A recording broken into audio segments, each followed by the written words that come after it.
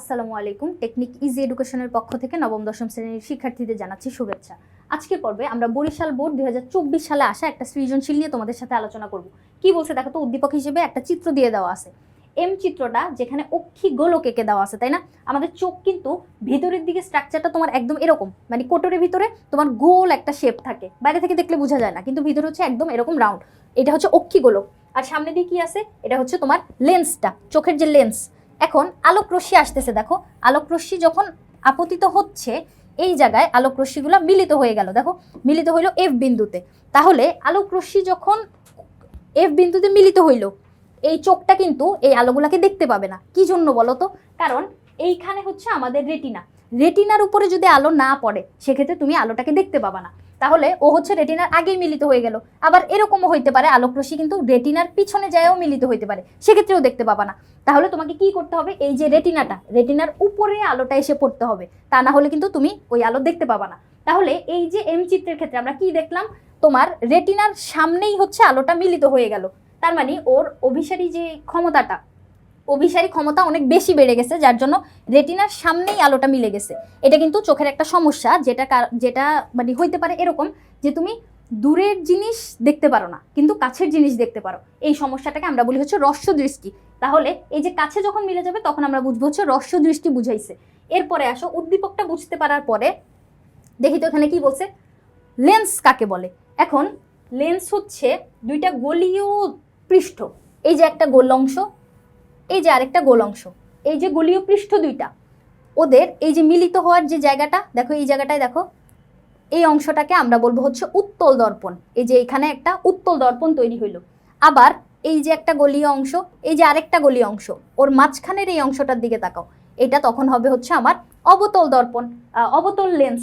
তাহলে লেন্স আমাকে জিজ্ঞেস করছে কি, দুইটা গলীয় পৃষ্ঠ তুমি সীমাবদ্ধ করে রাখলা। এই যে একটা গলীয় অংশ দেখতে পাচ্ছ, এই যে আরেকটা গলীয় অংশ, এই যে গলীয় অংশটা দুইটাকে একসাথে দিয়ে আমি একটা উত্তল লেন্স তৈরি করলাম। আবার এখানে একটা গলীয় অংশ, এখানে আরেকটা গলীয় অংশ, এই দুইটা দিয়ে আমি একটা অবতল লেন্স তৈরি করলাম। তাহলে লেন্স বলতে আমি কি বুঝতে পারতেছি? দুটি গলীয় পৃষ্ঠ দ্বারা সীমাবদ্ধ কোন একটা স্বচ্ছ প্রতিসারক মাধ্যম, এটাই হচ্ছে আমার লেন্স। স্বচ্ছ হইতে হবে কিন্তু, ধরো কাচের একটা গোলক, আবার ওই পাশে কাচের একটা গোলক, এরকম স্বচ্ছ হইতে হবে। এরপরে গাড়িতে দর্পণ ব্যবহার করা হয় কেন?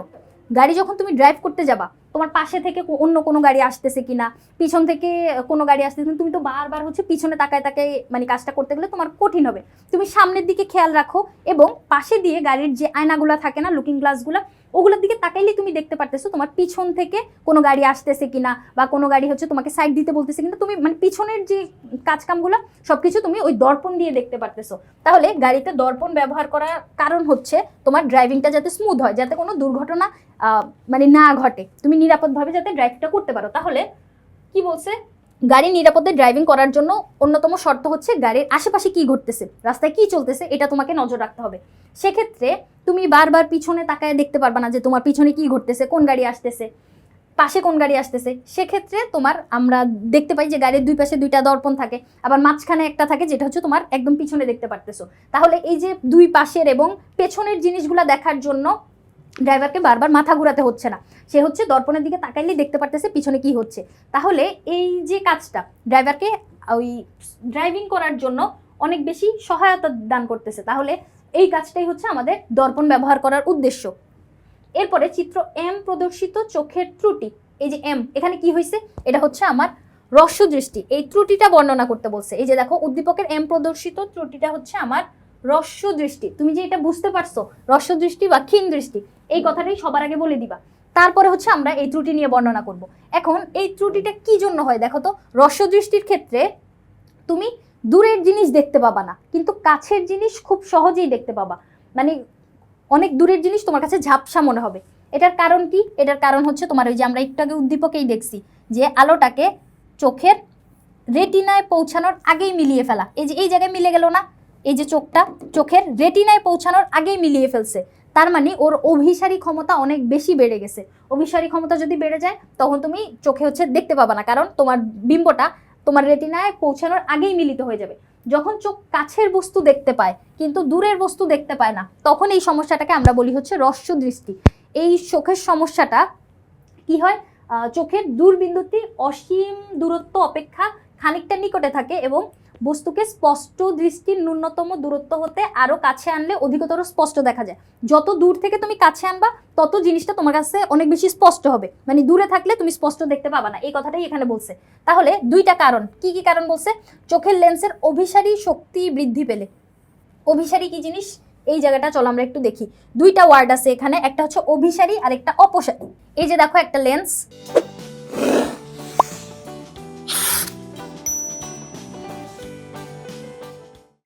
এই যে দেখো আরেকটা লেন্স। এখন এই লেন্সগুলোতে আমি যখন আলো ফেলবো, এই যে আলো আমি ফেললাম, এই যে আলো আমি ফেললাম, এই লেন্সটা কি করবে? আমার আলোগুলাকে এভাবে কাছে নিয়ে আসার চেষ্টা করবে, কাছে নিয়ে আসার চেষ্টা করবে। আর এই লেন্সে যখন আমি আলো ফেলবো, এই যে সমান্তরাল আলো অবশ্যই ফেলতে হবে, এলোমেলো আলো ফেলা যাবে না, একগুচ্ছ সমান্তরাল আলো ফেলতে হবে। সমান্তরাল বলতে হচ্ছে এরকম দুইটা আলোক রশ্মি যাদের মাঝখানের এই ডিস্টেন্সটা সবসময় সেম থাকে। আবার এখানে আরেকটা নাও, ওর থেকে ওর ডিস্টেন্সটা সেম, এরকম সমান্তরাল আলোক রশ্মি আমি ফেললাম। এই লেন্সটা কি করবে? ওকে দূরে পাঠিয়ে দিবে, দূরে পাঠিয়ে দিবে। এই যে আরেকটা ফেলো, ওকে দূরে পাঠিয়ে দিবে। এই যে ক্ষমতাটা, দূরে পাঠিয়ে দেওয়ার ক্ষমতাটা, এটা হচ্ছে আমার অপসারী ক্ষমতা। আর এটা কি কাছে নিয়ে আসার ক্ষমতাটা, এটা হচ্ছে আমার অভিসারী ক্ষমতাটা। তাহলে অভিসারী ক্ষমতা যত বেশি, সে তত তাড়াতাড়ি কাছে মিলায় ফেলাবে। এই লেন্সটা ধরো এই বিন্দুতে মিলাইলো, এখানে আমার কাছে আরেকটা উত্তর লেন্স আছে, যে উত্তর লেন্সটা কি করে, এত বেশি ক্ষমতা, মানে ওর পাওয়ার এত বেশি যে একদম আরো কাছে মিলায় ফেলায়। দেখো এখান থেকে এতটুকু দূরত্ব যতটুকু, ও আরো কাছে মিলায় ফেলাইছে না? তাহলে যেই উত্তর লেন্সের অভিসারী ক্ষমতা যত বেশি, সে আলোটাকে তত কাছে মিলায় ফেলাবে। তাহলে এটা হচ্ছে আমার অভিসারী ক্ষমতা। কেমন? তাহলে চোখের লেন্সের অভিসারী ক্ষমতা যদি বৃদ্ধি পায়, অভিসারী শক্তি যদি বৃদ্ধি পায়, সেক্ষেত্রে তোমার কি হবে? তখন তুমি দূরের জিনিস দেখতে পাবা না। এখন এটা হওয়ার কারণ হচ্ছে তোমার অক্ষিগোলকের ব্যাসার্ধ বেড়ে যায়। আমরা কি জানি? অক্ষিগোলক হচ্ছে তোমার এরকম বৃত্তাকার। বৃত্তাকার জিনিসের ক্ষেত্রে আমরা ব্যাস, ব্যাসার্ধ, যে এই জিনিসপাতিগুলো জানি। সেক্ষেত্রে ওর যে ব্যাসার্ধটা, ধরো আমি এখানে 3 সেন্টিমিটার নিয়ে একটা বৃত্ত আঁকলাম, এরপরে আমি এখানে 1 সেন্টিমিটার নিয়ে একটা বৃত্ত আঁকলাম। দেখো তো ব্যাসার্ধ যখন কমে গেল বা ব্যাসার্ধ যখন বেড়ে গেল, তখন এই অক্ষিগোলকের পুরা জিনিসটা তুমি তারতম্য কিন্তু দেখতে পারতেছো, তাই না? এই যে শেপটাও হচ্ছে তোমার ছোট বড় হচ্ছে।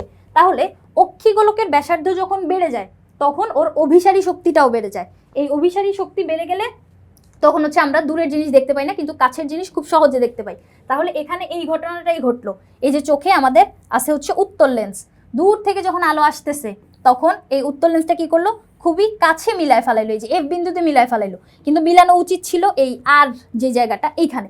তাহলে আর এর উপর যেহেতু মিলে নাই, রেটিনার উপর যেহেতু মিলে নাই, তখন আমরা এই আলোটাকে দেখতে পাবো না। কিন্তু কাছে থেকে যখন আলো আসে, দেখো আমি যদি কাছে থেকে আলো ফেলি, এই যে কাছ থেকে যখন আসতেছে, তখন কি হবে? তখন কিন্তু এই অভিসারী ক্ষমতাটা বৃদ্ধি পাইলেও ও হচ্ছে রেটিনার উপরেই তৈরি করবে। তাহলে এই যে ত্রুটিটা, এই ক্ষীণদৃষ্টিটা, এটা কিন্তু আমরা বুঝতে পারলাম। আমাদেরকে প্রশ্নে কি জানতে চাইছে? যে ক্ষীণদৃষ্টি এইখানে যে ত্রুটিটা আছে, ওই ত্রুটিটা বর্ণনা করতে বলছে। তাহলে এই ত্রুটিটা হচ্ছে কি জন্য হচ্ছে? এই দুইটা কারণে হচ্ছে, এবং ডায়াগ্রাম দেখেই আমরা বুঝতে পারতেছি। এখন এরপরে ঘ নাম্বারটায় দেখো, যে চিত্র এম এর সমস্যাটা প্রতিকার করা সম্ভব কিনা। এম এ কি হয়েছিল?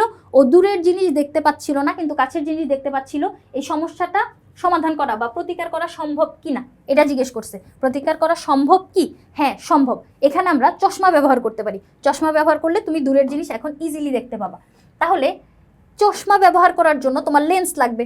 কোন লেন্স ব্যবহার করতে হবে, এইটা হচ্ছে এখন তোমার জানতে হবে। তাহলে সবার প্রথমে দেখো, এম হচ্ছে আমার ক্ষীণদৃষ্টি, যেটা আমি দূরের জিনিস দেখতে পাচ্ছিলাম না, কিন্তু কাছের জিনিস দেখতে পাচ্ছিলাম, যেটার কারণও আমরা একটু আগে পড়ছি। এই যে কারণ দুইটা কি কি ছিল? তোমার অভিসারী ক্ষমতা বেড়ে যাওয়া এবং অক্ষিগোলকের ব্যাসার্ধ বেড়ে যাওয়া। এই যে সমস্যাটা, এটা কিন্তু আমরা ইয়ং জেনারেশনের ক্ষেত্রে, মানে কম বয়সী শিশুদের ক্ষেত্রে এই সমস্যাটা বেশি দেখতে পাই। তাহলে এখন আমরা কি করব? এখন হচ্ছে এরকম অবতল একটা লেন্স ব্যবহার করব। এই অবতল লেন্সটা ব্যবহার করার ফলে কি হবে?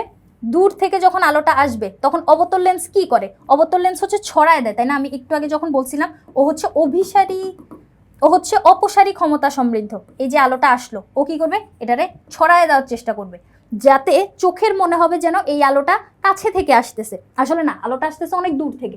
আমি তোমাকে এই জায়গাটা একটু নোটে এঁকে দেখাই।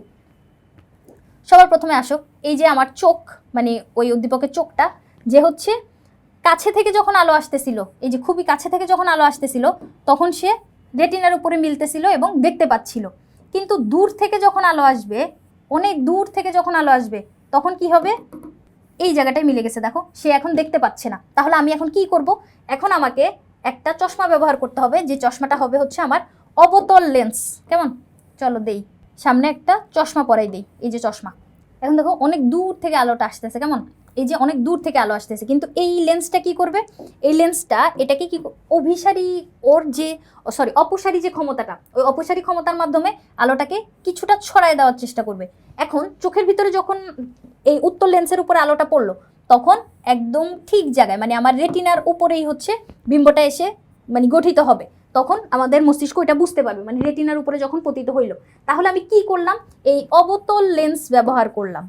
অবতল লেন্স সমৃদ্ধ যেই চশমাটা আছে, ওই চশমা পরার মাধ্যমে আমার দূর থেকে আসা আলোটাকে এখন আমি এই রেটিনার উপরে ফালাইতে পারলাম।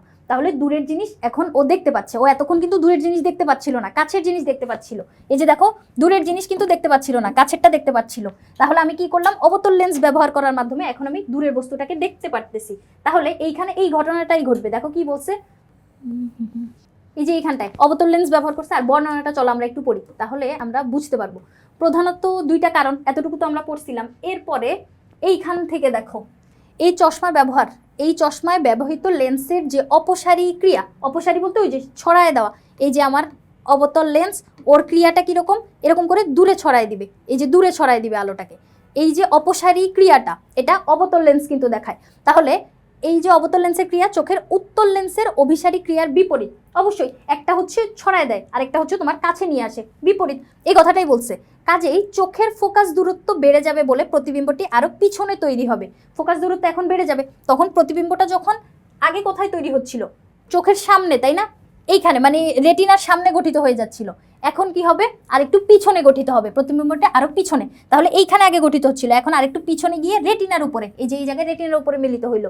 অর্থাৎ অসীম দূরত্বের বস্তু থেকে আসা সমান্তরাল আলোক রশ্মি, মানে খুব দূরে থেকে আসা, দূর থেকে আসতেছে, দেখো খুব দূর থেকে আসতেছে, এরকম সমান্তরাল আলোক রশ্মি চলমান অবতল লেন্স, এই যে এল এল চিহ্নিত করছে যেটা, এটা হচ্ছে অবতল লেন্স। তাহলে অবতল লেন্সের মধ্য দিয়ে চোখে পড়ার সময় প্রয়োজন মতো অপসারিত হবে। তখন কি হবে? রেটিনার উপরে আলো যায় মিলিত হবে। তাহলে আমাদের সমস্যাটা কি ছিল? দূরের জিনিস এতক্ষণ আমরা দেখতে পাচ্ছিলাম না। কি জন্য? কারণ এইখানে মিলে যাচ্ছিল, এইখানে মিলে যাচ্ছিল। এখন আমাদের তাহলে কি করতে হবে? আলোটাকে আরেকটু পিছনে নিয়ে মিলাইতে হবে। তখন আমি এই চশমাটা ব্যবহার করলাম এবং আলোটা আমার সত্যি সত্যি আরেকটু পিছনে গিয়ে মিলিত হইলো। পিছনে গিয়ে মিলিত হইলে এখন রেটিনার উপরে, এখন তুমি এটাকে দেখতে পাচ্ছ। তাহলে এই জিনিসটাই হচ্ছে আমার এখানে জানতে চাইছে। তাহলে এই ডায়াগ্রামগুলো সুন্দর করে আঁকবো। এরকম ডায়াগ্রামগুলো আঁকার পরে সুন্দর করে বর্ণনা করে দিলেই হচ্ছে আমাদের সুন্দর একটা মার্কস উঠে যাবে। আশা করি বুঝাইতে পারছি। পরবর্তী পর্ব দেখার আমন্ত্রণ রইল। ধন্যবাদ সবাইকে।